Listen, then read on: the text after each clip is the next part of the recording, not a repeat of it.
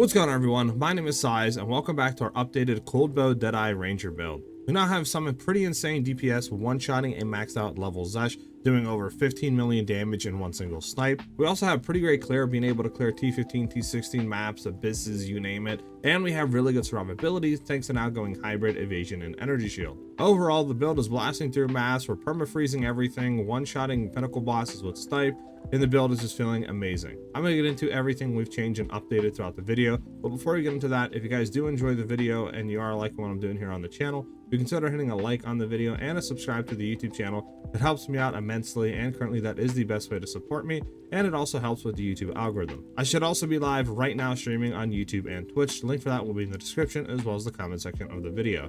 All right, let's get right into it. The first thing we're getting into here is the gear. So for our bow, we are running a Gemini bow now. The additional arrow is really nice for clearing since we have swapped the Nova and stuff off the actual gem setup for Ice Shot. We'll get into obviously the gems and stuff after we get to the gear section. But what we want to be looking on for Gemini is high physical damage and flat physical damage on there to get an overall really nice base. And then obviously if we can roll cold damage is really nice, but the stat prio definitely is high flat fizz with high percent fizz, and then obviously crit chance. After we get those three stats, we can look for, you know, like crit damage rolled. You can look for cold damage on your bow. Plus level 2 attack skills is nice, which you can roll on with the essence of battle. You know, those are going to be really nice ways of increasing the damage. Obviously, if you can get all of that on, like if we replace the physical damage as mana with crit damage, this bow would literally have every single stat we want. So look for something like that. Obviously, you don't need to have a bow this insane, but what we do need to have is definitely high fizz with crit chance. Those are definitely the three most important stats, like I said earlier. Going on for our quiver, we're still running a visceral quiver base. Going for obviously increased crit chance and damage is really important. After that, like physical cold damage added is nice. I mean, you could do level of projectiles, increase damage with bows, anything like that on top of the crit chance crit damage rolled is really good and will add a lot of DPS overall to the build. Going into our helmet, we are running a energy shield based helmet now. Like I said, we did swap over to energy shield evasion kind of hybrid. I found this to be a lot more reliable than actually going in and just running full evasion with deflection. I feel like if we did do that, we would definitely need to get some really good gear with like 2k or more life and try to stack like 70-80% or more chance to deflect, you know, with like 85-90% chance to evade to really feel pretty tanky. So I swapped over to just energy shield evasion, and we're feeling much better in the survivability department. So for our helmet, again, we're looking for a lot of increased energy shield. If we can get like 250, 300 rolled overall on the energy shield, helm is going to give us a lot of survivability and evasion because we're going into subterfuge mask. So for every one energy shield, we're going to get 2 evasion rating on the helmet, which is really nice. From there, obviously, just try to get reses to be res cap. You could also try rolling on crit chance, which will help the DPS, obviously, because we'll get more chance to crit. But obviously, you don't need it. We're just going for defensive layers here. Going in for our body armor, we are running a very high evasion rating base. Going, obviously, trying to hit like 2k evasion or higher. Again, if you need reses, you can roll reses on the actual body armor to be res capped. That's what we're looking for there. Going in for our gloves, I am just running evasion gloves here. You could try to find high hybrid gloves. That would be nice as well, like evasion and energy shield. But full evasion gloves do work here as well. Obviously going for physical damage to attacks, cold damage to attacks if you can. I mean, you could also try to look for like crit damage, attack speed. All that's going to give us a lot of DPS overall. What I tried to do was roll reses and stuff on other pieces of gear, so this way we don't have to worry about it on our gloves, obviously, and we can just go for like full damage and stuff like that, modifiers on it. Going in for our boots, we are running hybrid evasion energy shield boots, obviously to pump up the stats to give us more survivability. Just looking for high move speed, obviously, and just reses to be res cap. Going in for our belt, obviously if you can get a tri-ele res belt with life is the ideal thing. I'm just going for that, obviously, because we don't have to worry about reses on the gloves and stuff if we can roll a tri-ele res belt. So do keep that in mind. That's what we want to be looking for. For our amulet, we are running a rare one. I was trying out Serpent's Egg for a while to generate more frenzy charges, but I kind of noticed we don't really need it, and it's just much better off to go for an actual amulet with like defensive layers, spirit, you know what I'm saying? Level to projectiles for more damage, etc. So obviously what we're looking here on it is increased evasion rating and energy shield, obviously, as we are running hybrid. So this is going to increase both sides and give us a lot of survivability. Spirit is really nice to roll on this. Obviously, low projectile skill is giving us much more damage. Now, what I did basically is I went on and searched on the market for just evasion rating, energy shield, spirit, and then from there I went ahead and just picked one that had some sort of res or something else beneficial, and then just crafted on the other stuff. So you guys could look and try to do something similar for there. As far as our rings, we are running an unset ring because we do need the extra skill slot. So unfortunately, we have to do that. Obviously, we want to look for cold damage, physical, and increased cold, as that will give us the most DPS overall to these skills. And then intelligence, if we can, roll it on there as well. For our other ring, we are running the Pulsecrin ring. This is a really good, just unique ring that basically is going to allow us to enemies chilled by our hits to be shattered. So this just basically means that we don't have to freeze and shatter them with Herald of Ice, you know, to be proccing it. It just means that we hit an enemy, they're chilled, or they shatter with Herald of Ice when we kill them, so we don't have to freeze them at all. It makes every enemy be able to proc Herald of Ice, which does add a lot more clear to the build. And like I said, we don't need to run into the rare ring here or anything because we're already one-shotting maxed out level pinnacle bosses with snipe once they're frozen. For the back bar, we are running a one and shield now. I did try a plethora of different combos and stuff with like pinnacle bossing to see if we could try to get away from this, but this is just adds so much more damage because we're shocking the boss, and it adds obviously a ton more freeze build up on him. So we pretty much have to go into this if we really want to try to freeze him efficiently and quickly. So run a wand, try to find extra damage as lightning if you can. Mine has cold, so it's whatever, but increased lightning damage and chance to crit with spells and increased chance to shock is like the three main stats we want to look for on here. From there, obviously on the shield side of it, we are running the effigy of cruelty.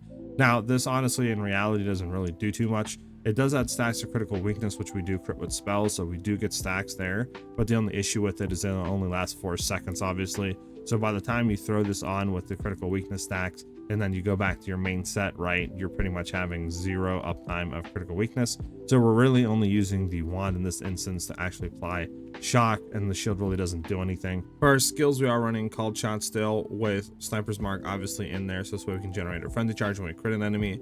We're going charge for fusions. This way, once we do generate that charge, we have a 30% chance to generate an additional one and a 50% chance to generate a random one. Going in obviously with freezing mark to help for clearing, with magnified area to do more damage there. So this way, if we do freezing mark on an enemy, you know, we get those ice novas, which definitely helps. Going with ice shot, obviously we are now running blind too, since we have a lot of stuff on the tree for blind that gets increased crit chance. I found that to have a lot more consistent critting with the skill. Going with stoicism too, because we're running Roa now, so we can just stay on the Roa right, run around, and just keep stoicism 2 up, which is 20% more damage, which is really nice. Obviously cold attunement, 25% extra cold damage, and then ice bite because we're shattering enemies, you know, freezing them, etc. So that's 25% extra damage as well as cold. And then finally fork, because this will help with clearing and stuff like that. Then we are running in the freezing salvo. We're running hourglass on here for 30% more damage, freeze obviously for 50% more freeze build up, concentrated area for 30% more area damage, cold pen so we can penetrate through the cold resistance more, so this way it has more freeze build up, and then finally cold attunement for that 25% damage is extra cold. Then we have elemental weakness. Try to just level this up high as you can with your intelligence. This way we will reduce the elemental reses of the enemy as much as possible. Going into heightened curse, have 25% increased magnitude of it, so this way it'll reduce the reses even further. Cursed ground, it'll turn it into an AoE skill basically that'll just sit there on the ground and persist. So if the enemy walks into it, they'll instantly get cursed. Then we have magnified area obviously for more area of effect of the skill, and then finally prolonged duration, so this way the skill will last 35% longer. Then we get into snipe. So what we're doing for snipe is we are running Garkin's Resolve. Obviously this adds a crap ton of damage and allows us to, you know, crit really well with it and do a lot of damage, so that's why we're running that there, supporting that with a window of opportunity, so this way we have 35% more damage once we release that perfect timing window. Going with overextend for 30% more critical damage bonus. Then we get inevitable crit, so this way we have up to 200% increased crit chance, and this does snapshot with barrage, so once we barrage and shoot it, every attack is getting that 200% increase, which is really nice for consistent critting. And then finally add minion pack 2, because we are running obviously Roa, which is counted as a minion, so we are going to take the life and do 35% more damage with snipe, which is really good there. Overall, this is what we really want to run, but Garkin's Resolve does giga juice the DPS because we have a like 25-30% chance for twice crits, meaning that if we hit that, then we have double the amount of crit damage added onto the attacks, which is huge. Going into barrage, we are supporting that with second wind, so we have 2 barrages to spam. which is kind of nice just if we want to use one of them as like a burst on a boss, and then we have another one still for a snipe. Then we have heightened charges, so this way once we consume the frenzy charges, there's a 20% chance of them being doubled. Mixed out with our ascendancy, right, that's a 70% chance to double the effects of consuming them with snipe, so which is really good. We have a chance of just doubling the attacks, which means doubling the DPS. And then we have perpetual charge here, so this way there is a 25% chance to not consume the charges, so this way we can just basically get a free attack off, which is kind of nice 25% of the time.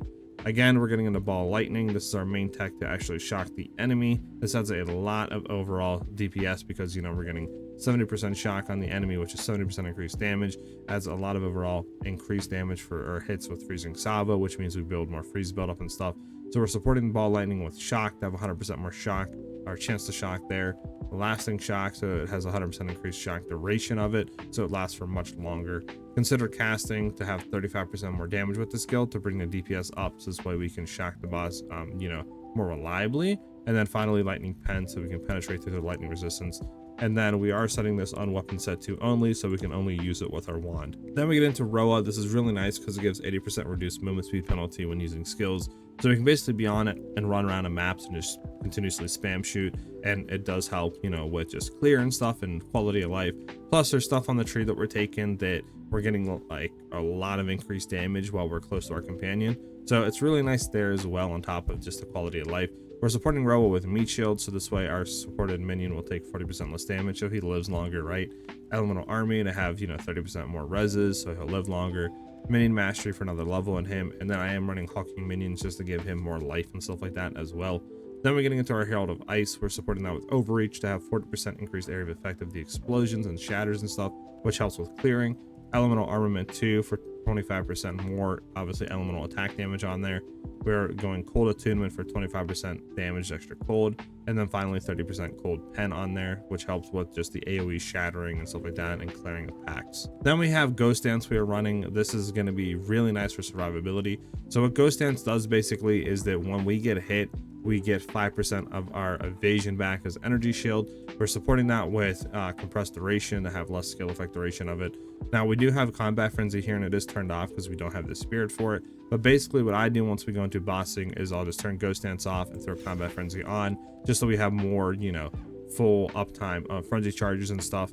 But what we're throwing on combat frenzy is just charge perfusion, so this way we have a 30% chance of generating an additional charge. Once combat frenzy, if we freeze an enemy, we get that frenzy charge, right? 30% of the time we can get another one. For our ascendancy, we are going call shots, obviously, to get the call shots like meta skills, so this way it'll auto mark enemies nearby us. Going with gathering winds for tailwind, obviously, because that gives us a lot of like evasion, move speed, and all that good stuff. Then we're going to go into avidity for the chance to gain an additional frenzy charge once we gain one, which is really nice. And then finally thrilling chase, because this way we'll have a 50% chance that when we consume the frenzy charges into snipe, there's a chance that it'll be doubled, giving us double the amount of attacks, which is basically doubling the DPS. Then for the tree, obviously we're going to go into like Vow Wounds and stuff like that for 33% increased damage. We are coming down with weapon set 1 points into Savagery for the frenzy charges. Coming in with weapon set 1 points again with Master Fletching for 20% increased bonuses gained from our quiver. Going into Cooked because it's a lot of increased crit damage, and the reduced defenses isn't that bad. Going down as well into Stand and Deliver for projectiles have a 40% increased crit damage bonus to enemies within 2 meters, plus they do 25% increased damage. And since we want to basically be pretty close with snipe and within that 2 meter range, we're just going to get free damage there. Coming down, going into Maiming Strike for 25% increased attack damage, plus a chance to maim, which is nice. Again, the Wildcat is really nice. Increased evasion rating, I mean dex. Gain deflection equal to 10% of evasion rating. It's really nice there for defensive stuff. Going into Coming Calamity, since we're affected by Herald of Ice, that's 40% increased cold damage. No reason not to take that. Since we do have a companion, we are going into Inspiring Ally.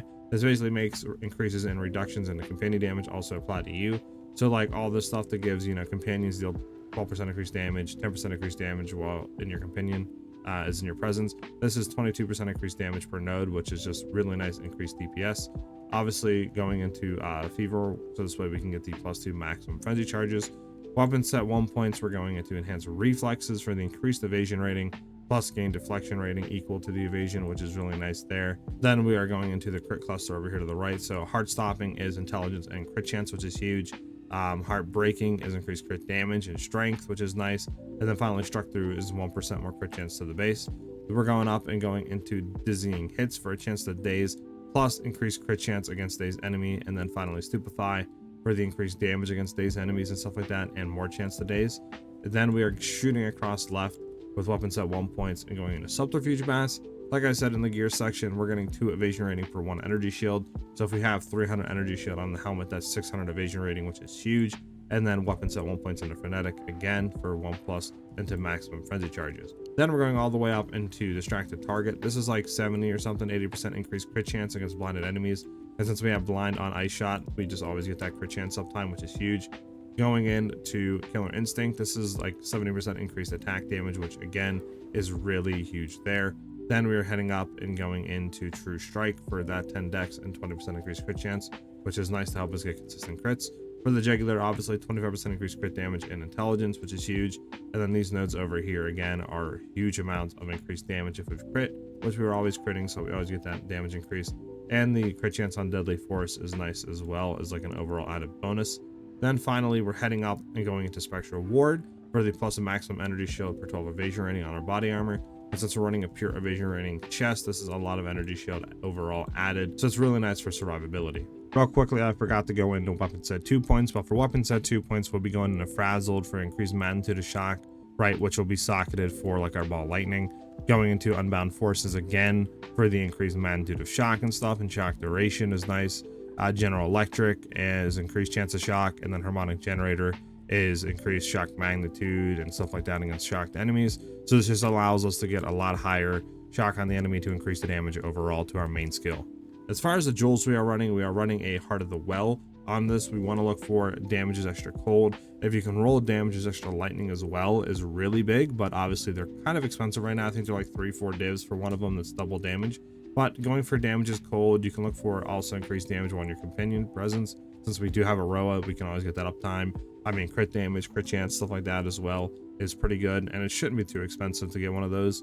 Going down for the other one that we're running, we are running a Time Lost Sapphire. I found running this does add a lot of increased freeze buildup, right? Because you can get the notables and passive range also grant X% increased freeze buildup. So basically we're getting 10% increased freeze buildup per notable here. So it's like 50% or something increased freeze, which is really good for us and does allow us to freeze pinnacle bosses a lot quicker. Obviously rolling one with increased crit chance as well in here, like increased crit damage, all that with upgrades radius to medium is really huge. So try to look for one like that on your Time Lost Sapphire. And then the only other one we are running down here is a From Nothing diamond with Zealot's Oath. What this will allow us to do basically is anything in range of this blue circle over here near Zealot's Oath will allow us to socket them without pathing to it. So we can go in these 3 nodes here for Sharpened Claws, which is a huge amount of increased attack damage added to our build, which gives us obviously a lot of overall DPS. So that's it for the updated video. Overall, the build's feeling amazing to play. We have, you know, really great clear. We have great survivability thanks to the energy shield, evasion tech, and we're one-shotting pinnacle bosses. And I do really think you guys are going to like this updated version of the guide. As always, if you guys do enjoy the video and you're liking what I'm doing here on the channel, you consider hitting a like on the video and a subscribe to the YouTube channel. It does help me out immensely, and it also helps with the YouTube algorithm. I should also be live right now on YouTube and Twitch streaming. The link for that will be in the description as well as the comment section of the video. I hope you guys have a great rest of your day or night depending on when you're watching the video, and I'll see you guys in the next one. Peace.